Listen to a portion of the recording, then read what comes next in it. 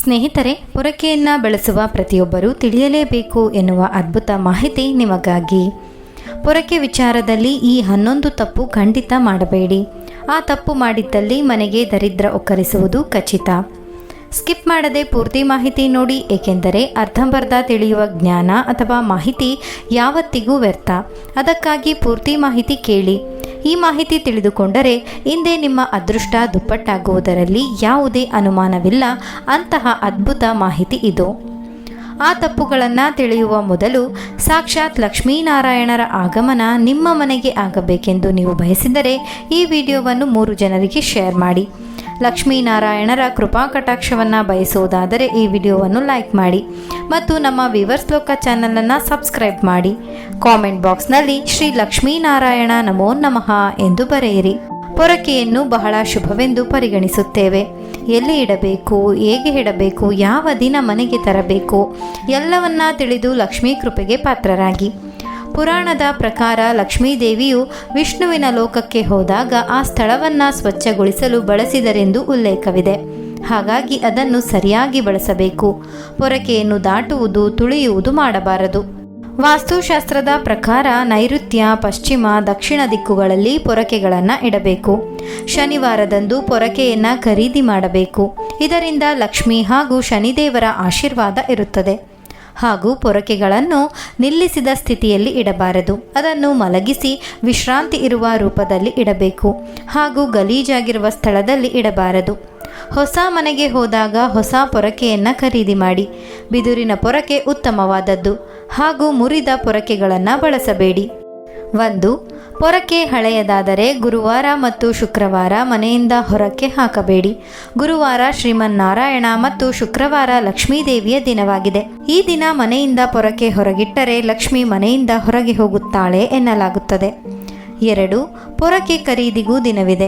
ಶುಕ್ರವಾರ ಅಥವಾ ಶನಿವಾರ ಪೊರಕೆ ಖರೀದಿಗೆ ಶುಭ ದಿನ ಎನ್ನಲಾಗುತ್ತದೆ. ಈ ದಿನ ಪೊರಕೆ ಖರೀದಿ ಮಾಡಿದರೆ ಮನೆಯ ಆರ್ಥಿಕ ಸ್ಥಿತಿ ಚೆನ್ನಾಗಿರುತ್ತದೆಯಂತೆ, ಸಂಪತ್ತು ಸಮೃದ್ಧಿಯಾಗಿರುತ್ತದೆಯಂತೆ. 3. ವಾಸ್ತು ಪಂಡಿತರ ಪ್ರಕಾರ ಕೃಷ್ಣ ಪಕ್ಷದಲ್ಲೇ ಹೊಸ ಪೊರಕೆ ಖರೀದಿಸಬೇಕಂತೆ. ಶುಕ್ಲ ಪಕ್ಷದಲ್ಲಿ ಪೊರಕೆ ಖರೀದಿ ಸರಿಯಲ್ಲವಂತೆ. 4. ಪೊರಕೆ ಮನೆಯಲ್ಲಿ ಎಲ್ಲೆಂದರಲ್ಲಿ ಇಡಬಾರದು. ಮನೆಯಲ್ಲಿ ಯಾರ ದೃಷ್ಟಿಯೂ ಬೀಳದ ಜಾಗದಲ್ಲಿ ಪೊರಕೆಯನ್ನು ಇಡಬೇಕು. 5. ಯಾವತ್ತಿಗೂ ಕೂಡ ಗಂಡ ಹೆಂಡತಿ ಮಲಗುವ ಹಾಸಿಗೆ ಕೆಳಗಡೆ ಪೊರಕೆಯನ್ನು ಇಡುವ ಪರಿಪಾಠವನ್ನು ಇಟ್ಟುಕೊಳ್ಳಬೇಡಿ. 6. ಸೂರ್ಯಾಸ್ತದ ಬಳಿಕ ಯಾವತ್ತಿಗೂ ಪೊರಕೆಯನ್ನು ಬಳಸಬೇಡಿ ಎಂದು ಹೇಳುತ್ತಾರೆ ನಮ್ಮ ಹಿರಿಯರು. 7. ಕೆಲವರು ಕೋಪ ಬಂದಾಗ ಪೊರಕೆಯಲ್ಲೇ ಹೊಡೆದು ಬಿಡುತ್ತಾರೆ. ಯಾವುದೇ ಕಾರಣಕ್ಕೂ ಇಂತಹ ತಪ್ಪನ್ನು ಮಾಡಬೇಡಿ. 8. ಪೊರಕೆಯನ್ನು ಕಾಲಿನಿಂದ ತುಳಿಯಬೇಡಿ ಅಥವಾ ಕಾಲಿನಿಂದ ಸರಿಸುವಂತಹ ತಪ್ಪನ್ನು ಮಾಡಬೇಡಿ. ಪೊರಕೆಯನ್ನು ದಾಟಬಾರದು. ಇವೆಲ್ಲ ನಿಷಿದ್ಧ. 9. ಅಡುಗೆ ಮನೆ ಗುಡಿಸಲು ಪ್ರತ್ಯೇಕ ಪೊರಕೆಯನ್ನು ಇಟ್ಟುಕೊಳ್ಳಿ. ಇದು ತುಂಬ ಶುಭ ಎನ್ನಲಾಗುತ್ತದೆ. 10. ಮನೆ ಒಳಗೆ ಮತ್ತು ಹೊರಗಡೆ ಗುಡಿಸಲು ಒಂದೇ ಪೊರಕೆಯನ್ನು ಬಳಸಬೇಡಿ. 11. ಮನೆಯಲ್ಲಿ ಮೊಂಡು ಪೊರಕೆಯನ್ನು ಬಳಸುವುದು ದರಿದ್ರದ ಸಂಕೇತ. 12. ಹಾಸಿಗೆಯನ್ನು ಪೊರಕೆಯಿಂದ ಕ್ಲೀನ್ ಮಾಡಬೇಡಿ. 13. ಯಾರಾದರೂ ಮನೆಯಿಂದ ಹೊರಹೋದ ತಕ್ಷಣ ಮನೆಯಲ್ಲಿ ಕಸವನ್ನು ಗುಡಿಸಬೇಡಿ. ಕಾರಣ ಇದು ಯಾವುದೇ ಅಪಘಾತಕ್ಕೆ ಕಾರಣವಾಗುತ್ತದೆ ಎಂದು ಪರಿಗಣಿಸುತ್ತಾರೆ. 14. ಇನ್ನು ಪೊರಕೆಯಿಂದ ದೃಷ್ಟಿ ತೆಗೆಯುವವರು ಮನೆಯ ಹೊರಗಡೆ ನಿಲ್ಲಿಸಿ ದೃಷ್ಟಿ ತೆಗೆಯಿರಿ. ಹಾಗೆ ಕಡ್ಡಿ ಪೊರಕೆಯಿಂದ ದೃಷ್ಟಿ ತೆಗೆಯುವುದಾದರೆ ನಿಮ್ಮ ಮನೆಯ ಗೇಟಿನ ಬಳಿ ತೆಗೆಯುವುದು ಬಹಳ ಒಳ್ಳೆಯದು. 15. ನಿಮ್ಮ ಮನೆಯನ್ನು ಬದಲಾಯಿಸಿದರೆ ಹೊಸ ಮನೆಯಲ್ಲಿ ಬಳಸಲು ಹೊಸ ಪೊರಕೆಯನ್ನೇ ಬಳಸಿ.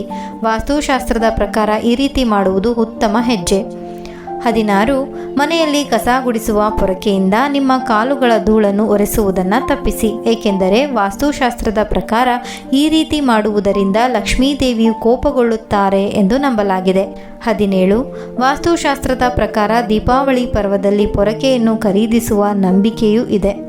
ಪೊರಕೆಯನ್ನು ಲಕ್ಷ್ಮಿ ಎನ್ನಲು ಕಾರಣವೇನೆಂದರೆ ಪೊರಕೆಯು ಹಿಂದೂ ಸಂಪ್ರದಾಯದಲ್ಲಿ ಲಕ್ಷ್ಮೀದೇವಿಯ ಸ್ವರೂಪವೆಂದು ಪರಿಗಣಿಸಲಾಗಿದೆ. ಅವುಗಳಲ್ಲಿ ಮುಖ್ಯವಾದವುಗಳು: ಪೊರಕೆಯು ಮನೆಯನ್ನು ಸ್ವಚ್ಛಗೊಳಿಸಲು ಸಹಾಯ ಮಾಡುತ್ತದೆ. ಲಕ್ಷ್ಮೀದೇವಿಯು ಶುಚಿತ್ವ ಮತ್ತು ಸಮೃದ್ಧಿಯ ಅಧಿದೇವತೆ. ಮನೆ ಸ್ವಚ್ಛವಾಗಿದ್ದರೆ ಅಲ್ಲಿ ಲಕ್ಷ್ಮಿ ನೆಲೆಸುತ್ತಾಳೆ ಎಂಬ ನಂಬಿಕೆ ಇದೆ. ಈ ದೃಷ್ಟಿಯಿಂದ ಪೊರಕೆಯು ಶುಚಿತ್ವವನ್ನು ಕಾಪಾಡಲು ಸಹಕರಿಸುವುದರಿಂದ ಲಕ್ಷ್ಮೀ ಸ್ವರೂಪ ಎಂದು ಭಾವಿಸಲಾಗುತ್ತದೆ. ಕಸ ಮತ್ತು ಕೊಳೆಯನ್ನು ಹೊರಹಾಕುವ ಮೂಲಕ ಪೊರಕೆಯು ನಕಾರಾತ್ಮಕ ಶಕ್ತಿಗಳನ್ನು ಅಥವಾ ಅಶುಭಗಳನ್ನು ಮನೆಯಿಂದ ಹೊರಹಾಕುತ್ತದೆ ಎಂದು ನಂಬಲಾಗಿದೆ. ಲಕ್ಷ್ಮೀ ದೇವಿಯು ಕೂಡ ಅಶುಭಗಳನ್ನು ದೂರ ಮಾಡಿ ಧನಾತ್ಮಕ ಶಕ್ತಿ ಮತ್ತು ಸಂಪತ್ತನ್ನು ತರುವವಳು. ಪೊರಕೆ ಮಾಡುವ ಕೆಲಸವು ಶ್ರಮ ಮತ್ತು ಕಷ್ಟವನ್ನು ಸೂಚಿಸುತ್ತದೆ. ಕಷ್ಟಪಟ್ಟು ಕೆಲಸ ಮಾಡುವವರ ಮನೆಯಲ್ಲಿ ಲಕ್ಷ್ಮಿ ನೆಲೆಸುತ್ತಾಳೆ ಎಂಬ ನಂಬಿಕೆ ಇದೆ. ಹಾಗಾಗಿ ಪೊರಕೆಯು ಶ್ರಮದ ಸಂಕೇತವಾಗಿಯೂ ಸಂಪತ್ತಿನ ಮೂಲವಾಗಿಯೂ ನೋಡಲ್ಪಡುತ್ತದೆ. ಪೊರಕೆಯನ್ನು ಲಕ್ಷ್ಮಿಯ ಸ್ವರೂಪವೆಂದು ಪರಿಗಣಿಸುವುದರಿಂದ ಅದನ್ನು ಗೌರವದಿಂದ ಕಾಣಲಾಗುತ್ತದೆ. ಪೊರಕೆಯನ್ನು ಕಾಲಿನಿಂದ ಒದೆಯುವುದು ಅಥವಾ ನಿರ್ಲಕ್ಷಿಸುವುದು ಲಕ್ಷ್ಮೀ ದೇವಿಗೆ ಅಪಚಾರವೆಂದು ಭಾವಿಸಲಾಗುತ್ತದೆ. ಇದು ಸಂಪತ್ತನ್ನು ಗೌರವಿಸುವ ಮತ್ತು ಅದನ್ನು ಸಂರಕ್ಷಿಸುವ ಮನೋಭಾವವನ್ನು ಸೂಚಿಸುತ್ತದೆ. ಪೊರಕೆಯು ಸಣ್ಣದಾದರೂ ಮನೆಯ ಶುಚಿತ್ವದಲ್ಲಿ ಪ್ರಮುಖ ಪಾತ್ರ ವಹಿಸುತ್ತದೆ. ಇದು ಮನೆಯನ್ನು ವ್ಯವಸ್ಥಿತವಾಗಿಡಲು ಸಹಾಯ ಮಾಡುತ್ತದೆ. ಈ ರೀತಿಯಲ್ಲಿ ಇದು ಮನೆಯ ಅಭಿವೃದ್ಧಿಗೆ ಪರೋಕ್ಷವಾಗಿ ಸಹಕರಿಸುತ್ತದೆ. ಇದು ಲಕ್ಷ್ಮೀ ದೇವಿಯ ಆಶೀರ್ವಾದಕ್ಕೆ ಕಾರಣವಾಗುತ್ತದೆ. ಈ ಕಾರಣಗಳಿಂದಾಗಿ ಪೊರಕೆಯನ್ನು ಕೇವಲ ಒಂದು ವಸ್ತು ಎಂದು ನೋಡದೆ ಸಂಪತ್ತು, ಶುಚಿತ್ವ ಮತ್ತು ಸಮೃದ್ಧಿಯ ಪ್ರತೀಕವಾದ ಲಕ್ಷ್ಮೀ ದೇವಿಯ ಸ್ವರೂಪವೆಂದು ಹಿಂದೂ ಸಂಪ್ರದಾಯದಲ್ಲಿ ಪೂಜಿಸಲಾಗುತ್ತದೆ. ಪೊರಕೆ ವಾಸ್ತುಶಾಸ್ತ್ರದ ಪ್ರಕಾರ ಕೆಲವು ಮುಖ್ಯವಾದ ನಿಯಮಗಳು ಇಲ್ಲಿವೆ. ಪೊರಕೆಯನ್ನು ಮನೆಯ ನೈಋತ್ಯ ಅಂದರೆ ಸೌತ್ ವೆಸ್ಟ್ ಅಥವಾ ಪಶ್ಚಿಮ ದಿಕ್ಕಿನಲ್ಲಿ ಇಡಬೇಕು. ಈ ದಿಕ್ಕುಗಳು ಸ್ಥಿರತೆ ಮತ್ತು ಸಮೃದ್ಧಿಯನ್ನು ಸೂಚಿಸುತ್ತವೆ. ಯಾವುದೇ ಕಾರಣಕ್ಕೂ ಪೊರಕೆಯನ್ನು ಈಶಾನ್ಯ ಅಂದರೆ ನಾರ್ತ್ ಈಸ್ಟ್ ದಿಕ್ಕಿನಲ್ಲಿ ಇಡಬಾರದು, ಏಕೆಂದರೆ ಈ ದಿಕ್ಕು ದೈವಿಕ ಶಕ್ತಿಯನ್ನು ಪ್ರತಿನಿಧಿಸುತ್ತದೆ. ಪೊರಕೆಯನ್ನು ಅಡುಗೆ ಮನೆ ಅಥವಾ ದೇವರ ಕೋಣೆಯ ಬಳಿ ಇಡಬಾರದು. ಅಲ್ಲದೆ ಅದು ಎಲ್ಲರಿಗೂ ಕಾಣಿಸುವಂತೆ ಕೂಡ ಇಡಬಾರದು. ಅದನ್ನು ಕಣ್ಣಿಗೆ ಕಾಣದಂತೆ ಒಂದು ಮೂಲೆಯಲ್ಲಿ ಅಥವಾ ಮಕ್ಕಳು ಮಲಗುವ ಹಾಸಿಗೆಯ ಕೆಳಗೆ ಇಡಬಹುದು. ಪೊರಕೆಯನ್ನು ಯಾವಾಗಲೂ ಮಲಗಿಸಿ ಇಡಬೇಕು, ನೇರವಾಗಿ ನಿಲ್ಲಿಸಬಾರದು. ಹೊಸ ಪೊರಕೆಯನ್ನು ಖರೀದಿಸಲು ಶುಕ್ರವಾರ ಮತ್ತು ಶನಿವಾರವನ್ನು ಮಂಗಳಕರವೆಂದು ಪರಿಗಣಿಸಲಾಗುತ್ತದೆ. ಮಂಗಳವಾರ ಮತ್ತು ಗುರುವಾರ ಪೊರಕೆಯನ್ನು ಖರೀದಿಸುವುದನ್ನು ತಪ್ಪಿಸಬೇಕು. ಮನೆಯನ್ನು ಸ್ವಚ್ಛಗೊಳಿಸಿದ ನಂತರ ಪೊರಕೆಯನ್ನು ತಕ್ಷಣವೇ ಅದರ ಸ್ಥಾನದಲ್ಲಿ ಇಡಬೇಕು. ಅದನ್ನು ಹಾಗೆಯೇ ಬಿಡಬಾರದು. ಹಳೆಯದಾದ ಮತ್ತು ಮುರಿದ ಪೊರಕೆಯನ್ನು ಮನೆಯಲ್ಲಿ ಇಟ್ಟುಕೊಳ್ಳಬಾರದು. ಅದನ್ನು ಶೀಘ್ರವಾಗಿ ಬದಲಾಯಿಸುವುದು ಒಳ್ಳೆಯದು. ಸೂರ್ಯಾಸ್ತದ ನಂತರ ಮನೆಯನ್ನು ಪೊರಕೆಯಿಂದ ಗುಡಿಸಬಾರದು, ಏಕೆಂದರೆ ಇದು ಲಕ್ಷ್ಮೀ ದೇವಿಗೆ ಅಪಮಾನ ಮಾಡಿದಂತೆ ಎಂದು ನಂಬಲಾಗಿದೆ. ಪೊರಕೆಯನ್ನು ಲಕ್ಷ್ಮೀ ದೇವಿಯ ಸಂಕೇತವೆಂದು ಪರಿಗಣಿಸಲಾಗುತ್ತದೆ. ಆದ್ದರಿಂದ ಅದನ್ನು ಗೌರವದಿಂದ ನೋಡಿಕೊಳ್ಳಬೇಕು ಮತ್ತು ಕಾಲಿನಿಂದ ಒದೆಯಬಾರದು. ಈ ನಿಯಮಗಳನ್ನು ಪಾಲಿಸುವುದರಿಂದ ಮನೆಯಲ್ಲಿ ಸಕಾರಾತ್ಮಕ ಶಕ್ತಿ ಮತ್ತು ಸಮೃದ್ಧಿ ಹೆಚ್ಚಾಗುತ್ತದೆ ಎಂದು ನಂಬಲಾಗಿದೆ. ಸ್ನೇಹಿತರೆ, ನೆನಪಿಡಿ, ಈ ಮಾಹಿತಿಯು ವಾಸ್ತುಶಾಸ್ತ್ರದ ನಂಬಿಕೆಗಳನ್ನು ಆಧರಿಸಿದೆ ಮತ್ತು ವೈಯಕ್ತಿಕ ನಂಬಿಕೆಗಳು ಭಿನ್ನವಾಗಿರಬಹುದು. ಆದರೆ ಹಿರಿಯರು ಏನೇ ಹೇಳಿದ್ದರೂ, ಯಾವುದೇ ಸಂಪ್ರದಾಯ ಮಾಡಿದ್ದರೂ ಎಲ್ಲವೂ ನಮ್ಮ ಏಳಿಗೆಗಾಗಿಯೇ. ಸ್ನೇಹಿತರೆ, ಈ ಮಾಹಿತಿ ನಿಮಗೆ ಇಷ್ಟವಾದರೆ ದಯವಿಟ್ಟು ಲೈಕ್ ಮಾಡೋದನ್ನು ಮರಿಬೇಡಿ ಹಾಗೂ ಮತ್ತಷ್ಟು ವಿಡಿಯೋಸ್ಗಳಿಗಾಗಿ ನಮ್ಮ ಚಾನಲನ್ನು ಸಬ್ಸ್ಕ್ರೈಬ್ ಮಾಡಿ. ಕೇಳಿದ್ದಕ್ಕಾಗಿ ಧನ್ಯವಾದಗಳು.